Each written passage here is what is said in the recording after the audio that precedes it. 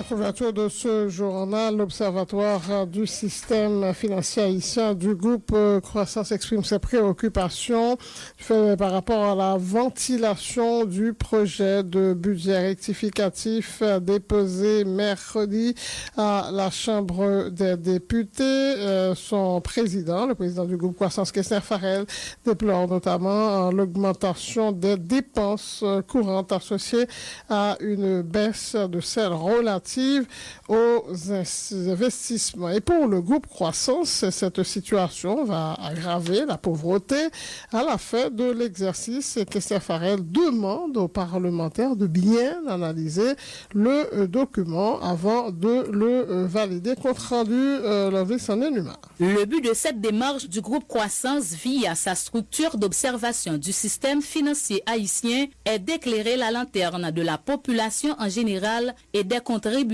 en particulier sur le budget rectificatif déposé mercredi à la Chambre basse par le ministre de l'Économie et des Finances, Jude Alix Patrick Salomon. Kessner Farel, le PDG du groupe Croissance, ne doute nullement du fait que la différence entre le budget initial et le budget remanié aura un impact négatif pour l'économie nationale. De 122 milliards de gourdes, le budget initial est passé à 118 milliards, soit une réduction de 4 milliards de gourdes. L'économiste a fait le point sur les grandes lignes du document. Le taux de croissance que M. Privert avec l'équipe parlementaire prévoit, c'était 2,2%. Le gouvernement lui-même il fait la peine là jusqu'à septembre. Mais nous voyons que le taux d'inflation, le budget rectifié de Moïse Lafontaine a passé à 16,6% en glissement annuel et moyenne annuelle 15,1%. Le taux de change là, en début d'exercice fiscal en octobre dernier, 63,50 c'est là que prévoit et voilà que l'équipe Moïse là prévoit 65 gouttes pour $1 américain. En ce qui concerne la répartition des 118 milliards de gourdes, une grosse part va à l'éducation et aux infrastructures. Si l'enveloppe de certains secteurs a augmenté, d'autres voient la leur être révisée à la baisse. L'économiste Farel explique. Logiquement, on a supposé, tout ça que le gouvernement a baillé, ça sorti dans le budget. D'ailleurs, vous parlez nous de 4 secteurs, agriculture, infrastructure, éducation avec santé, selon ça veut dire. Mais dans le cas des côtés comme là, c'est 2 secteurs vraiment qui sont ces prioritaires là, c'est infrastructure avec éducation. Mais nous regardons l'agriculture là, le budget n'a pas augmenté de manière considérable, c'est surtout partie éducation qui a augmenté en quelque sorte. Le numéro 1 du groupe Croissance se montre inquiet par rapport à l'écart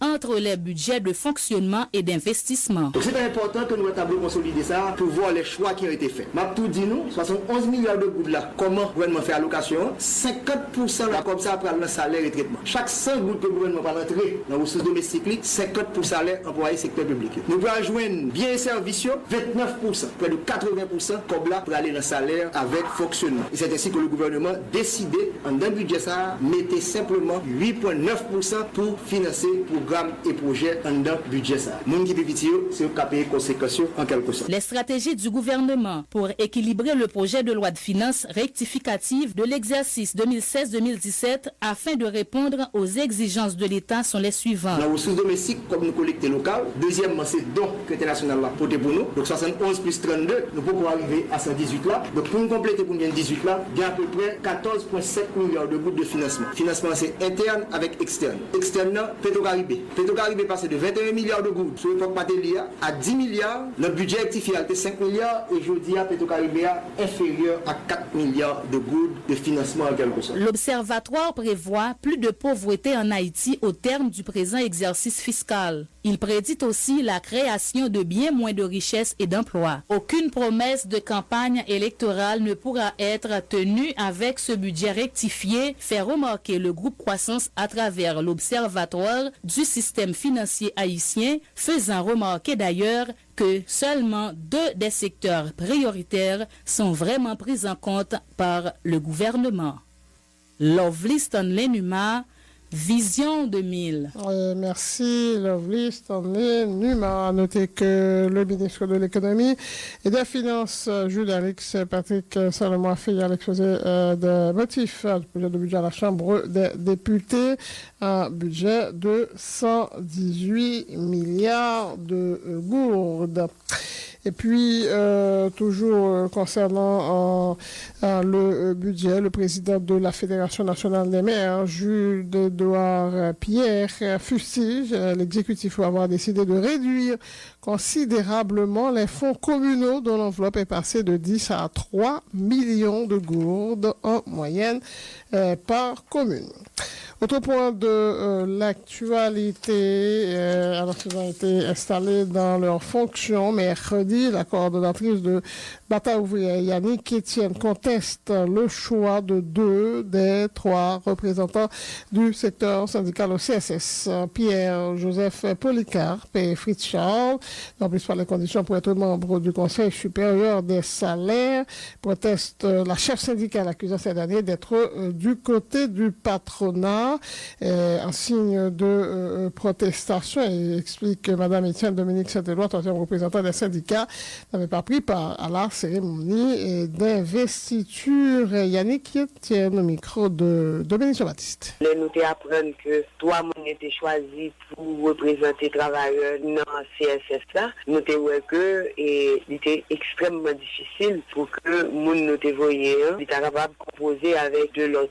Nous avons de sérieuses préoccupations par rapport à de l'autre. Non seulement M. Polycarpe même, en 2 fois les propositions, il dit que il n'est pas dans causé ajustement salarial. En 2015, il était fait, côté que il était ouais que c'était bloqué salaire là à 250 gouttes pendant 3 ans. Donc, ce qui veut dire que 2015 à 2018, en mois d'avril là, Polycarpe, dans une note, il était voyé par l'autre monde, côté que il dit que lui-même, il n'y a pas de logique pour rentrer dans l'ajustement salarial. Deuxièmement, gagner Fritz Jean, alias Papo, c'est un syndicaliste nous pas senti, qui nous pas vraiment souterrain, monsieur, qui vient rentrer dans un parti politique, il doit rentrer dans un parti politique, mais que l'on connaît que chef parti, c'est un gros patron, qui parmi patron qui était plus répressif, patron qui anti-syndicat, anti-ouvrier, monsieur Becker, ça mettait nous des gros questionnements sur qui est ce monde ça, même, yo, ça le défend réellement, là, dans CSS. Dominique, t'es d'accord avec position ça, et qui fait que lui-même n'est pas allé dans l'installation hier. Quelle structure qui t'a désigné, M. Saint-Éloi?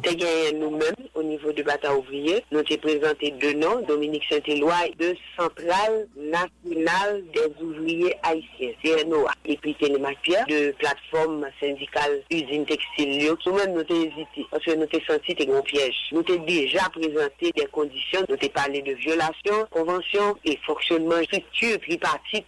Malgré que nous t'ai posé ça, nous, exécutif là, li allé janvier, nous pensons que de collision avec patronat. Combien d'organisations dans le secteur qui été choisi, M. Saint-Éloi, et qui ça que nous pourrons faire? C'est pas nous-mêmes seulement qui t'ai choisi Dominique, moi et syndicat haïtien, moi ça, tout qui t'ai choisi et Dominique Saint-Éloi. Et nous avons désaccord total avec le choix exécutif là, lui-même fait, non seulement par principe, deuxièmement, par qui qualité monde qui choisit, il choisit monde qui est plus proche patronat. Nous écrit formellement à président pour nous dire mobilisation nous à continuer. Certainement, l'IGN doit prendre d'autres formes, pas obliger seulement grève ou bien marche, manifestation.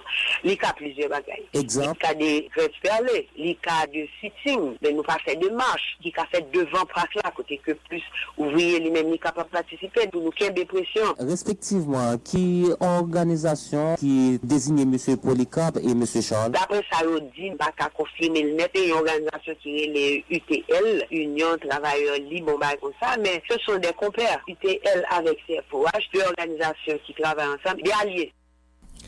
Voilà, Bataille ouvrière qui conteste les choix de Pierre-Joseph Polycarpe et Fritz Charles comme représentants du secteur syndical au Conseil supérieur des salaires. Ces derniers qui se sont toujours mis du côté des patrons dénoncent la coordonnatrice Yannick Etienne. Les employés de l'OAVCT ne font aucun cas de la commission mise en place par la primature pour résoudre la crise qui ronge cette institution. C'est une perte de temps, ont déclaré hier les protestataires. Ils continuent de réclamer le départ pur et simple du directeur général Élie Blaise. Compte rendu, Michel Xavier. Ce jeudi encore, les employés du bureau central de l'Office d'assurance véhicules contre tiers étaient sur pied de guerre dans le cadre de leur mouvement de protestation pour exiger la révocation du directeur général de l'institution.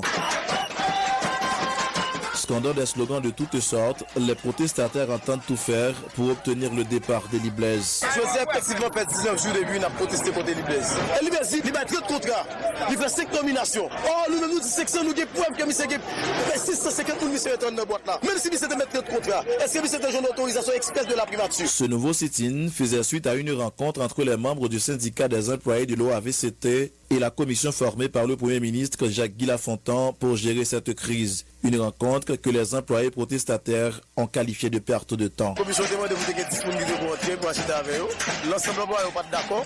Finalement, on est d'accord, nous pouvons rentrer, non seule salle. Nous pouvons, ensemble de 2 autres qui se fait. La commission, bien entendu, il n'y a pas de mission pour réagir, de nous seulement. Qui s'appelle discuter dans la rencontre et est-ce que nous avons un terrain d'entente? Nous n'avons pas de terrain d'entente. Tout le monde dit nous parler Eli Blaise. C'est Eli Blaise nous parler même. Le peu importe ça, les gars, fait, c'est à Eli Blaise, c'est à tout le monde. On va faire revendication de bon côté. Quand protestataire là, c'est que nous ne pouvons pas travailler avec Eli Blaise. Nous ne pouvons pas faire une trêve. Tout ça, la demandé, c'est justement démission. Une revendication qui est fondamentale, nous-mêmes, nous gagnons employés au AVCT, c'est départ Eli Blaise. Depuis le temps de jeudi, à Eli Blaise, démissionner, ou bien qu'on arrête de sortir. Jeudi, on va reconnaître Eli Blaise comme directeur général au AVCT. Nous-mêmes, nous avons rentré dans le bureau, nous et nous allons travailler. Est-ce que vous avez dit rencontre avec la commission, ça, c'est en perte de temps? Mais on considère comme en perte de temps. Les protestataires ont continué de dénoncer la velléité de certains parlementaires de prendre le contrôle de l'OAVCT. Ils sont même allés jusqu'à citer des noms. Benoît Laguerre, Gary Bodo, c'est des nègres qui ont supporté Eli Blaise. D'ailleurs, Benoît Laguerre dit que si Eli Blaise quitte l'OAVCT, eux-mêmes, ils ne vont pas jouer rien dans l'État. Ou que Joe Lambert, effectivement, nous ne pouvons pas Joe Lambert là. Mais nous avons vidéo même, quand nous filmer des députés, chaque après 4 après bureau qui a filé entre dedans, viennent comme dans l'émission pour faire subvention pour monsieur. Gary Bodo, Benoît Laguerre, William Guerville, c'est des nègres qui ont supporté Eli Blaise en de boîte là. Cette crise à l'Office d'assurance véhicules contre tiers dure déjà plusieurs semaines. Ramener la situation à la normale ne semble pas être une partie de plaisir pour la commission mise en place par le Premier ministre. À cet effet, Michelot Xavier, Vision 2000. Merci Michelot Xavier. Et la crise perdue au niveau de l'OAVCT, déjà 3 semaines que l'OAVCT est paralysée.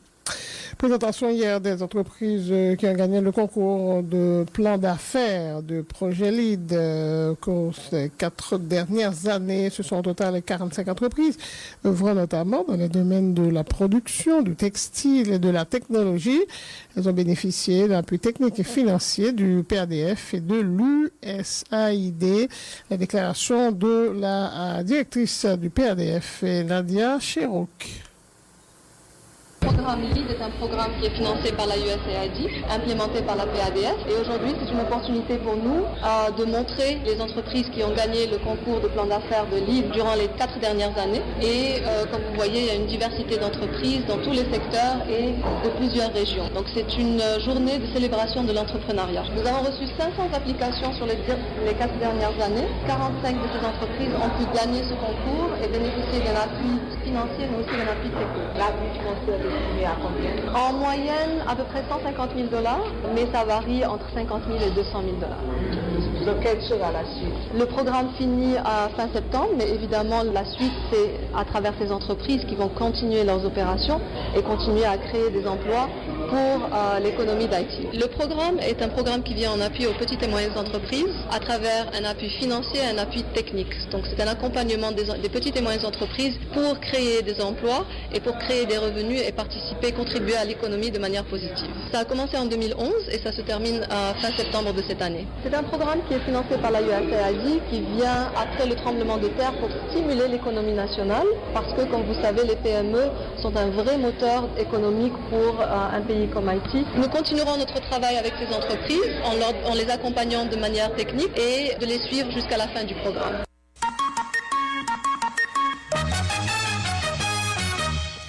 La rencontre entre les membres de la Commission Justice, Sécurité et Défense nationale du Grand Corps et le Conseil supérieur de la Police nationale a finalement eu lieu hier. Les discussions portaient notamment sur la recrudescence de la sécurité dans le pays, particulièrement dans la région métropolitaine de Port-au-Prince. Le président de la dite commission, maître Jean-Renel Senatus, dénonce l'absence de coordination entre les services de renseignement du Premier ministre, des ministres de l'Intérieur et de la Justice. Une nouvelle rencontre est prévue le 27 juin prochain. Le sénateur Jean-Renel Senatus au micro de Yann Défense Fidèle. Commission a suivre comment question sécurité a dans le pays. Jean Kawel a gagné un petit remonté de insécurité, a gagné de socio-professionnels qui ont attaqué des machines. Dans Kwaboussal, dans le marché Hippolyte qui a tombé, bandit a frappé. Nous avons rencontré avec CSP aujourd'hui pour nous dire une stratégie de renseignement que nous avons. Résultat, nous avons ministre justice a gagné renseignement pâle, primature a renseignement pâle, ministre intérieur qui a pali.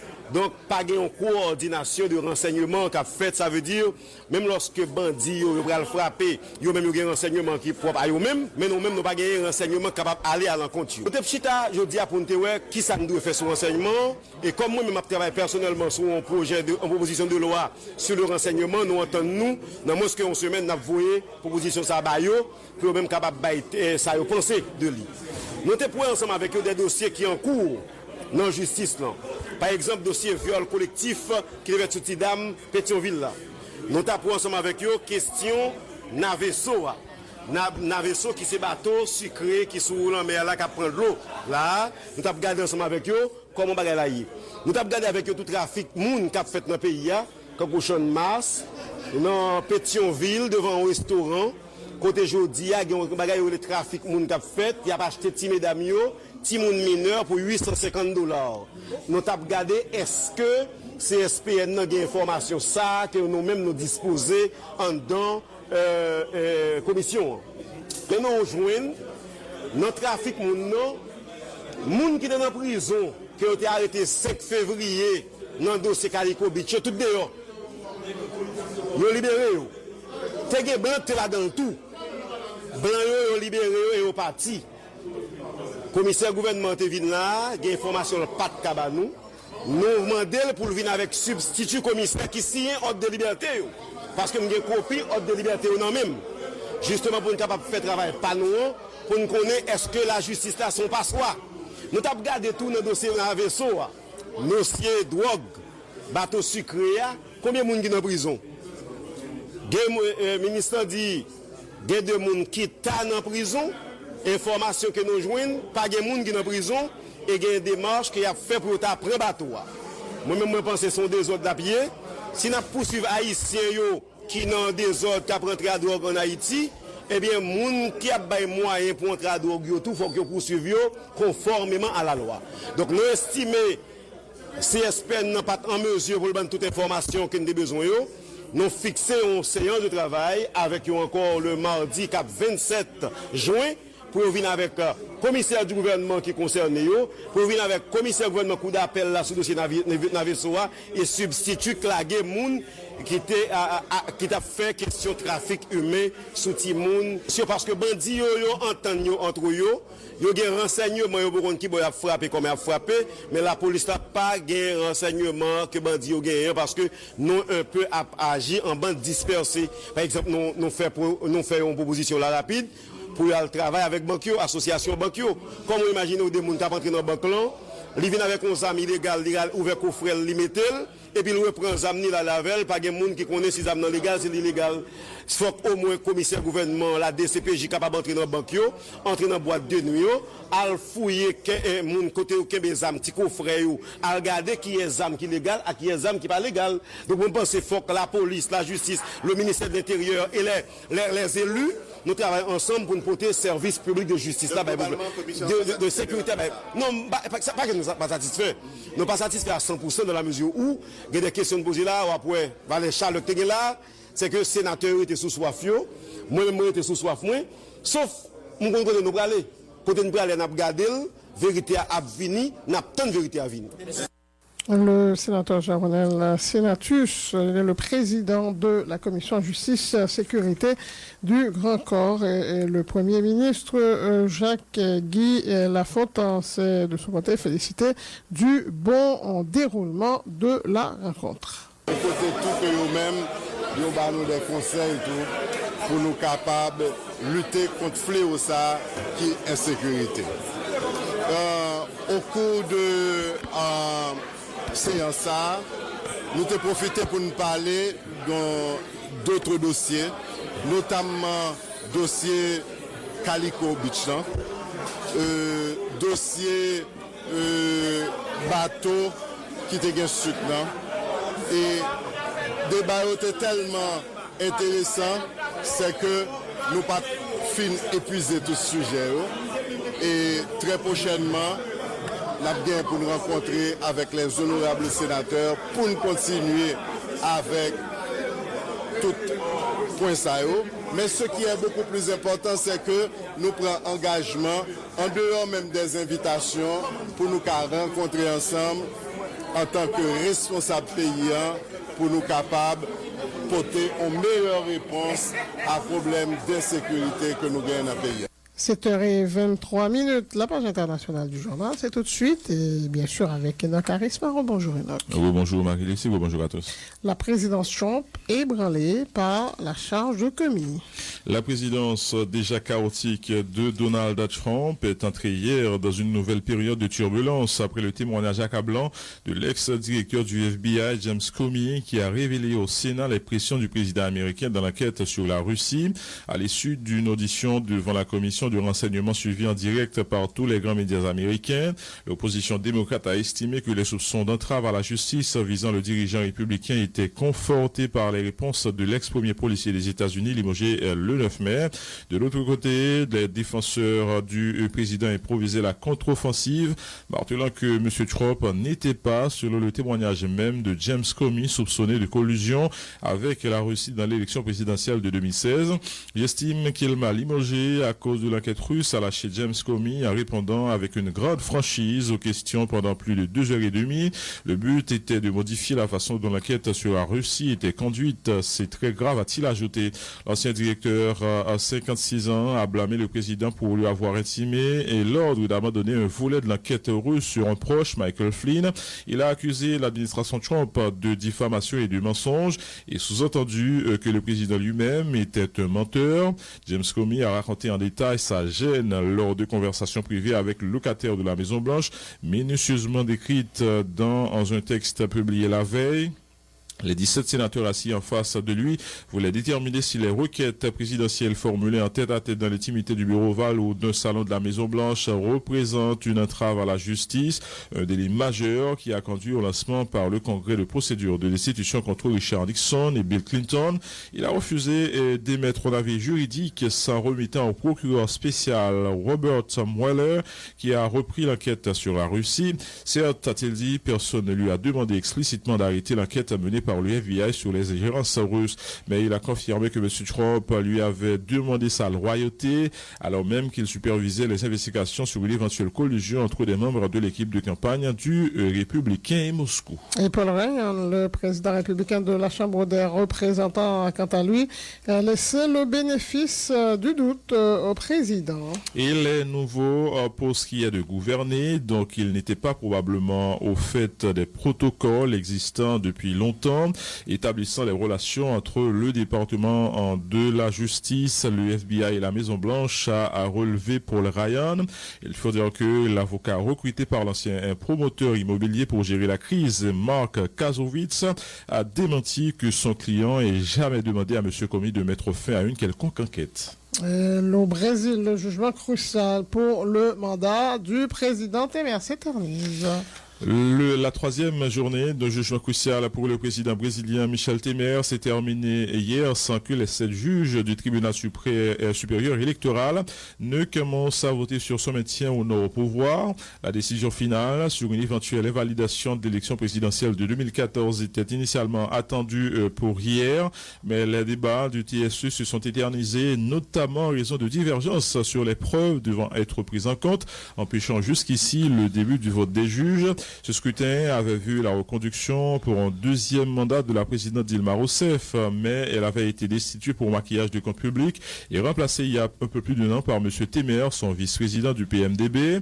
Le premier à voter pour statuer sur la validité de cette élection devait être le rapporteur du dossier, Herman Benjamin, mais son argumentation s'est prolongée des heures, poussant ses collègues à demander la suspension des débats pour la journée. Notre capacité d'attention a des limites, a concédé le juge Louis Fuchs, vice-président du TSE.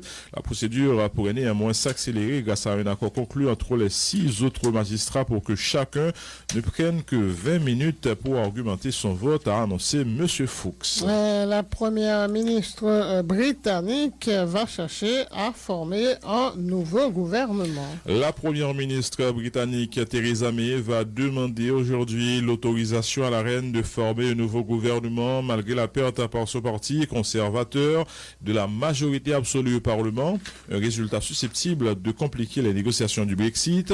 Elle doit se rendre au palais de Buckingham pour obtenir le feu vert d'Elisabeth II, a précisé son porte-parole. Madame May doit également s'exprimer publiquement en fin de matinée avant cette visite royale. Selon les médias britanniques, elle devait tenter de former un gouvernement minoritaire, peut-être avec l'appui du parti nord-irlandais unioniste DUP qui a remporté 10 sièges. Les élections législatives anticipées d'hier se révèlent être un échec personnel pour Madame May, qui les avait convoquées afin d'obtenir une majorité renforcée pour négocier la sortie de l'Union européenne avec les 27 à partir du 19 juin. Les conservateurs sont en tête du scrutin mais ont perdu une douzaine de sièges, tandis que l'opposition travailliste en a gagné une trentaine, selon ces résultats quasi définitifs au terme desquels les Tories ne peuvent plus obtenir de majorité absolue. Jérémy Corbyn, leader des travaillistes, largement réélu dans sa circonscription et a immédiatement appelé Madame May à la démission. Un homme armé d'un couteau retient en otage plusieurs employés d'un centre de recherche d'emploi de Newcastle dans le nord-est de l'Angleterre. Des négociateurs sont sur place, a ajouté la police de Northumbria dans un communiqué. Elle a indiqué qu'aucun blessé n'était pour l'heure à déplorer et que plusieurs employés avaient pu s'enfuir. La prise d'otage par cet individu connu du centre de recherche d'emploi était traitée à ce stade comme un incident isolé, a précisé la police. Des logements d'étudiants situés à proximité du centre ont été évacués et la station de métro voisine de Biker a été fermée par précaution, ont ajouté les autorités. Cette intervention a lieu dans un climat d'extrême fébrilité 6 jours après l'attentat qui a fait 8 morts et une cinquantaine de blessés dans le centre de Londres et au lendemain d'élections législatives qui ont vu la première ministre Theresa May perdre sa majorité absolue au Parlement. Et l'Arabie Saoudite et ses alliés qui ont rompu leurs relations diplomatiques avec Doha ont publié aujourd'hui une liste de personnes et organisations qui seraient liées à des activités terroristes soutenues selon eux par le Qatar. Les personnes et les organisations figurant sur cette liste sont liées au Qatar et sont au service d'un programme politique suspect du Qatar, indique le communiqué commun de l'Arabie Saoudite, des Émirats Arabes Unis et de Bahreïn, pays du Golfe voisin du Qatar, ainsi que de l'Égypte. Cela démontre que le Qatar affirme d'un côté lutter contre le terrorisme alors que d'un autre côté, il soutient, finance et héberge des organisations terroristes, ajoute la même source. D'un commun accord, les 4 pays ont répertorié sur cette liste 59 personnes et 12 entités, précise le communiqué commun, affirmant qu'ils ne ménageront pas leurs efforts pour les pourchasser. Cette liste contient au moins 2 noms déjà cités au plan international comme étant des financiers du terrorisme et contre lesquels le Qatar a pris des mesures selon un récent rapport du département d'État américain. Parmi les Qataris désignés sur cette liste figurent des personnes ou des organisations originaires d'Égypte, du Bahreïn et de la Libye. Pyongyang revendique l'essai réussi d'un nouveau missile sol-mer. Et le test d'hier, le 5e en un mois, a été supervisé par le dirigeant nord-coréen Kim Jong-un, a rapporté l'agence officielle KCNA. Il survient moins d'une semaine après un durcissement supplémentaire des sanctions internationales contre Pyongyang, en représailles à ses récents tirs d'engins balistiques. Et le Parlement japonais a voté aujourd'hui une loi permettant à l'empereur Akihito, âgé de 83 ans, de céder le trône à son fils aîné, ouvrant ainsi la voie à la première abdication en plus de 200 ans. Et Akito avait créé la surprise en août dernier en laissant filtrer dans une allocution télévisée ses craintes quant à ses aptitudes à accomplir les multiples tâches liées à son rang de symbole de la nation et de l'unité du peuple du fait de son âge. La loi soumise par le gouvernement du Premier ministre conservateur Shinzo Abe ne s'applique qu'à lui seul et il doit céder la place au prince héritier Naruhito à une date qui sera fixée par décret dans les 3 ans suivant son entrée en vigueur. Si tout se passe comme prévu, l'empereur pourrait, selon la presse japonaise, renoncer à ses fonctions dès fin 2018 et laisser au prince héritier le trône du chrysanthème début 2019 après 3 décennies de règne baptisé Heisei ou parachèvement de la paix. C'est ce qu'il fallait retenir de l'actualité internationale ce matin. Merci. Merci Marie-Lucie, merci à tous. C'est bon week-end. Écoutez Radio Vision 2000 sur le www.radiovision2000haiti.net. De retour à l'actualité sur le plan local, la commission d'enquête présidentielle sur la situation carcérale en Haïti a présenté hier son rapport sur la situation au pénitencier national. Le président de la dite commission, le commissaire du gouvernement de Port-au-Prince, Maître Oknam Klamé-Daméus, a fait état de 44 décès durant la période allant de septembre 2016 à février 2017, compte rendu Marie-André Bélange. Installé le 24 février dernier avec pour mission d'identifier les causes des décès en série des détenus dans les prisons, la commission d'enquête présidentielle sur la situation carcérale en Haïti dit avoir répertorié une quarantaine de décès durant la période allant de septembre 2016 à février 2017 au pénitencier national. Ces décès sont liés, entre autres, à la surpopulation carcérale, à des épidémies telles le choléra, la tuberculose ainsi qu'à une mauvaise alimentation, selon le président de cette structure, le commissaire du gouvernement de Port-au-Prince, Maître Oknam Klamé-Daméus. Dans la période septembre à février 2017, nous joignons gagné 44 personnes qui mourent à l'intérieur de la prison civile de Port-au-Prince par rapport à surpopulation carcérale nous dit qui gagnait un ensemble d'épidémies qui a développé à l'intérieur de la prison, que ce soit choléra, tuberculose, beriberi, mais nous jouons tout. C'est pas cause maladie ça seulement, il y a un problème de nutrition qui posait en prison puisque mauvaise alimentation. Le chef du parquet de la capitale fait remarquer que les chiffres obtenus par la commission sont inférieurs à ceux qui ont été évoqués sans le nommer par son prédécesseur, Maître Jean-Danton Léger, qui avait organisé des funérailles pour de nombreux détenus morts au pénitencier national. Maître Oknam Klamé-Daméus explique. Nous jouons tout, quantité de monde qui a dit il a fait des funérailles pour eux. Il ne correspond à nombre là, puisque nous disons dans la période là, nous jouons 46 personnes comme fichier, gens qui sont malades et qui mourent en prison. Qui côté reste cadavier, je ne pas pour me dire ça parce que je ne pas spéculer, je pour me respecter, ça me joint dans la recherche. Pour remédier à cette situation, la commission a fait au chef de l'État un ensemble de recommandations concernant notamment la détention préventive prolongée, les services médicaux et l'alimentation. Nous faisons des recommandations à travers plusieurs thématiques, que ce soit à travers la détention préventive prolongée, que ce soit à travers la corruption qui est déterminée dans la question chaîne de fournisseurs et organisation de funérailles. Nous faisons des recommandations là-dedans. Que ce soit à travers la question logistique et approvisionnement, que ce soit à travers les différentes formes d'alimentation. Nous faisons des recommandations qui concernent aussi les services médicaux, parce que nous rendons compte, en dans pénitencier national, pas gagner ça un dispensaire qui répond à besoin. Cette commission d'enquête présidentielle sur la situation carcérale dont la mission s'attelle autour de 2 axes, identifier les causes des décès des détenus au pénitencier national et enquêter sur la situation carcérale en Haïti, est constituée de 9 membres. Les commissaires ont un mandat de 3 mois. Marie-André Bélange, Vision 2000. Et le commissaire du gouvernement de Port-au-Prince, Maître Oknam Klamé-Daméus, a dit relever une grande confusion dans la gestion des cadavres des détenus. Le chef du parquet de la capitale dénonce également des cas de corruption liés aux funérailles des prisonniers par son prédécesseur. Écoutez les déclarations de Maître Oknam Klamé-Daméus. Morgue l'hôpital général, qui morgue l'État, qui t'a supposé recevoir corps de moun qui mourit dans la rue que parents pour récupérer, que ce soit de façon violente, ou bien tout le monde a une maladie, c'est dans la rue, il mourit, parents pas qu'on connaît. Donc, c'est l'hôpital général qui a une mission, comme l'hôpital d'État, comme morgue d'État, pour capable mettre moun sa yo, identifier yo, et en attendant que parents yo réclament yo. Puisque morgue l'hôpital général gagne un dysfonctionnement, ça veut dire actuellement, on travaille de réparation qu'a fait dans morgue l'hôpital général. Maintenant, l'hôpital général lui-même, en tant que l'État, obligé, fait des contrats avec des entreprises funéraires pour commun ça yo. Et là, on va parler de détenus là, on va parler de façon générale.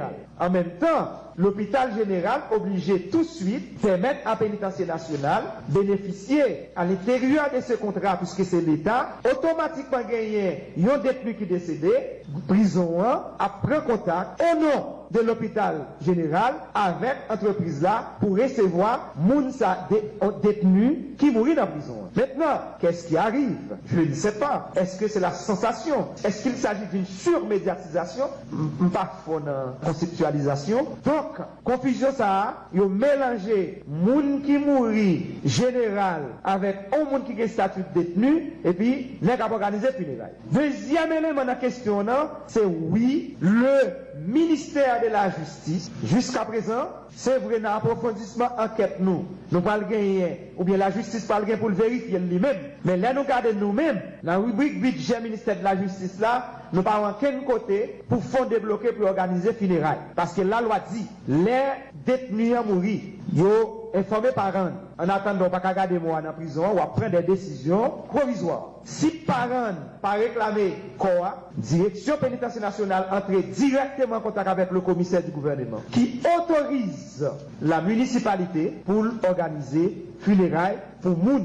Maintenant, nous, c'est pas ça que t'es fait, puisque nous rendons compte, c'est des entités, des acteurs qui pas rien à dans la question, qui pas rien comme attribution, qui prend charge pour organiser funérailles. Et dans ce cas ça, nous jouons que l'État débloquer des fonds pour faire funérailles. À l'ordre de qui est, yo émettre chèque chèque là à l'ordre de yon responsable. Moi regardez moi, puisque c'est la justice qui fait l'enquête pour me pas citer des noms dans la réponse que m'a baoua pour me protéger l'identité des moun. Yo et mettre chèque ça yo à l'ordre des responsables d'entreprise. Mais pendant la parole là, dans le résultat enquête commission, responsable d'entreprise ça yo, pas jamais jouer chèque ça yo juste ba yo des montants que yo les montants au comptant pour monsieur comptable yo ba yo des petits montants cash, mais chèque yo changé dans banque l'État. Le directeur du collectif Défenseurs Plus exprime ses inquiétudes par rapport à la recrudescence de l'insécurité dans le pays, en particulier dans la région métropolitaine de Port-au-Prince. Cette remontée de l'insécurité est alimentée par plusieurs facteurs, selon Antonal Mortimer, qui cite notamment la situation socio-économique désastreuse et la faiblesse du système judiciaire. Antonal Mortimer. Nous inquiets devant montée insécurité qui gagne dans le pays.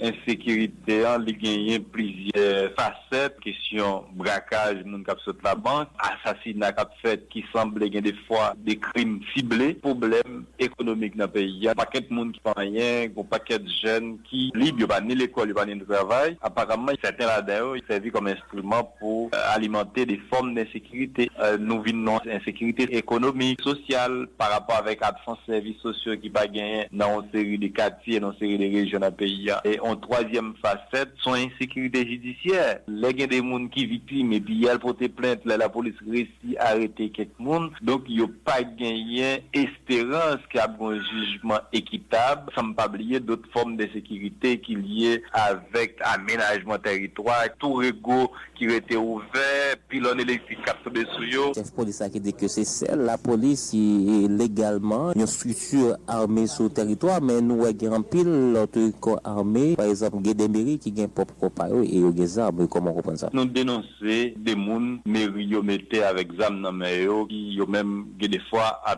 tenté faire des arrestations, pas même cas d'arrestation et yo peut quand même qualifier ça des enlèvements. Bien il a fait exaction sous moun marchand, chauffeur motocyclette au niveau défense plus nous recevons des plaintes et ça qui plus grave, il y a bien des uniformes qui semblaient avec uniforme la police. Je dis à ou estimer donc il y a une sorte de faiblesse ou bien une sorte d'incapacité au niveau du gouvernement pour lui adresser ou un ensemble de problèmes qui lient avec sécurité dans le pays. Il y a des faiblesses dans l'État qui fait problème de sécurité, il y a une récurrent. Des fois, les policiers au plein, ils n'ont pas de matériel de travail. Il y a des policiers qui n'ont pas de armes dans main, il y a des policiers qui n'ont pas de moyens pour se déplacer. Généralement, nous entendons des magistrats parler sous machin qui prennent la rue, mais FATRA prend la rue à tout. Le Sénat de la République dit avoir appris avec un sentiment de réprobation absolue la gamme infinissante des brutalités et des sévices infligés par une patrouille de la police nationale au journaliste Yandi Franz Fidel, notre collaborateur à Vision 2000. Les sénateurs, donnés là unanimes, condamnent le comportement disproportionné, voire agressif des policiers qui ont fait subir aux journalistes un traitement indigne, attentatoire à son intégrité physique et à sa dignité humaine, tout en présentant ses sympathies aux journalistes et à la station qui le représente au Parlement. À Vision 2000 donc, le Sénat invite les forces de l'ordre à plus de pondération dans leurs interventions. Il exige qu'une enquête soit diligentée par l'inspection générale de la PNH afin de déterminer les responsabilités et d'appliquer les mesures et sanctions qui s'imposent. Le bureau de communication de la plateforme Petite Dessalines s'indigne et condamne également énergiquement l'agression physique dont a été victime Yandi Franz Fidel. Le défenseur des droits humains Tonal Mortimer exige que les sanctions disciplinaires soient prises contre les policiers et qui avaient agressé physiquement Yandi Franz Fidel. Au Cap haïtien, des membres de la famille Engrand dénoncent des actes d'agression dont ils ont été victimes de la part d'agents de la mairie de la commune. Ils réclament justice et réparation. Une rencontre a eu lieu hier au Sénat de la République entre la Commission Affaires étrangères et le ministre des Affaires étrangères. Selon le président de cette commission, Valère Auplan, plusieurs points ont été abordés au cours de cette rencontre, dont le problème du personnel pléthorique des missions diplomatiques haïtiennes, la question du TPS et le problème de livret de passeport. Le sénateur du Nord-Ouest, qui s'est dit édifié et des explications fournies par le chancelier haïtien, annonce le dépôt sous peu d'une proposition de loi portant sur la réforme de la diplomatie haïtienne. Et Valère Beauplan. Nous débattons même sujet pour nous débattre dans l'invitation, qui est question TPS là, état des lieux au ministère des Affaires étrangères, comment la situation est, qui s'allie joindre comme problème, qui ensemble de problèmes que l'IPRAL appelé à résoudre. Question TPS là, que nous avons posé cette question, est-ce que pas de bagaille en plus qui a fait pour Haïtiens au Cap vivre à l'étranger? Est-ce que nous finissons avec plaidoyer ou du moins l'État haïtien a une responsabilité pour continuer et batailler ça pour permettre que nous ayons satisfaction à Zambénou aux États-Unis? Une réforme qui est annoncée, donc c'est pas un bagaille à bracadabra. Nous-mêmes nous annonçons réforme tout.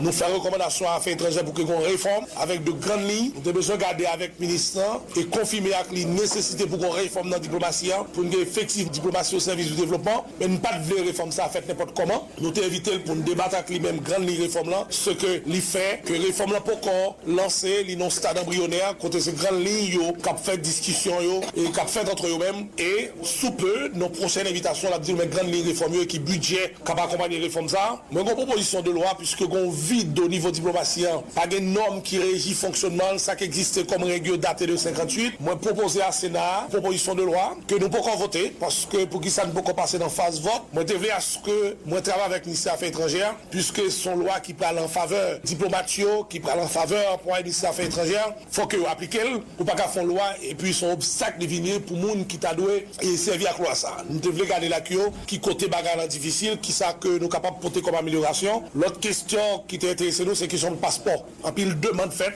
environ plus de 32 000 demandes faites au niveau Washington qui qui imprimé passeport et nous avons parlé d'un compte tout qui datait du coup d'État, côté de un gouvernement parallèle en dehors pays qui a compte côté de après tirer cop. Je dis nous pas jamais faire comme ça pour nous entrer dans le trésor public. Je vais discuter avec le ministre pour me connaître combien de cop qui sont li pour qu'il ça pas jamais rentrer dans le trésor pays et pendant que nous avons parlé que nous pas l'argent. C'était programme PIDI côté tout le monde qui avait République dominicaine et je dis qu'il y a un peu partout nous demandons pour programme ça étendre à tout haïtien qui dehors et c'est ça nos ambiance fraternelle, un petit convivial, nous débattre question ça, ministre sorti édifié, nous en partie nous édifier tout pendant que nous avons une grande ligne parce que nous avons besoin de grande ligne pour nous suivre, c'est pas la chasse aux sorcières, c'est effectivement des incompétents que y a mettez dehors dans la diplomatie parce que nous avons besoin de bagaille dit, très représentatif pour remplacer par les compétences qui parlent au service du pays. Le sénateur Evalière Beauplan. Les diplomates haïtiens n'ont pas perçu leur salaire depuis 2 mois, a dit de son côté le ministre des Affaires étrangères Antonio Rodrigue. Il précise que les dettes envers ces diplomates sont évaluées à 9 millions de dollars américains. Il informe que certains diplomates seront bientôt rappelés. Et sur la question du TPS, le chancelier Antonio Rodrigue a évoqué la possibilité de 2 nouvelles extensions de 6 mois, mais ce sera après l'évaluation de la situation conformément à la décision de l'administration Trump, a précisé le chef de la diplomatie haïtienne, indiquant que nos compatriotes bénéficiaires de ce programme n'auront d'autre choix que de retourner au pays au terme de ces nouvelles prorogations. Le ministre Antonio Rodrigue. Les Haïtiens n'étaient pas les seuls à bénéficier du TPS et qu'on comptait arrêter tout bonnement tout le programme de TPS. Donc après même discussion et plaidoirie, débat, il a consenti de donner une prolongation de 6 mois. Selon lui, pour permettre aux Haïtiens bénéficiaires du TPS d'arranger leurs affaires, s'ils ont des besoins à vendre, qu'ils puissent les vendre, s'ils ont des biens qu'ils peuvent soit envoyer en Haïti, en tout cas pour se préparer à pouvoir repartir, de sorte que quand arrivait la date du 28 juillet, ils ne se trouvaient pas en situation inconnue et ils ne savent pas quoi faire de ce niveau. Donc, après discussion également, on a pu obtenir de lui la possibilité d'évaluer le TPS à l'expiration en janvier 2018 pour voir si les conditions permettaient aux Haïtiens de retourner ou s'il fallait continuer à leur donner le TPS. Et après un second 6 mois qu'ils pensaient pouvoir donner après évaluation, ce n'était pas garanti.